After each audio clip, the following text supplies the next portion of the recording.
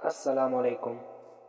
رسول اللہ صلی اللہ علیہ وسلم کا فرمان عالی شان ہے، کوئی بھی شخص ناحق قتل ہوتا ہے تو اس قتل کا گناہ حضرت آدم علیہ السلام کے بیٹے قابیل کو ضرور ملتا ہے، کیونکہ اسی نے سب سے پہلے قتل کا طریقہ رائج کیا۔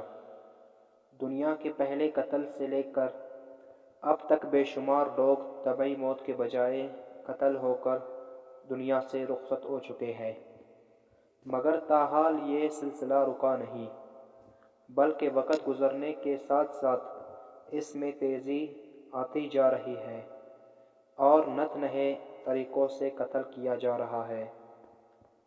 جس کا کوئی پیارا قتل ہوتا ہے، اس پر کیا گزرتی ہے، اسے کن کن مسائل کا سامنا ہوتا ہے، یہ حقیقتاً وہی ہی سمجھ سکتا ہے۔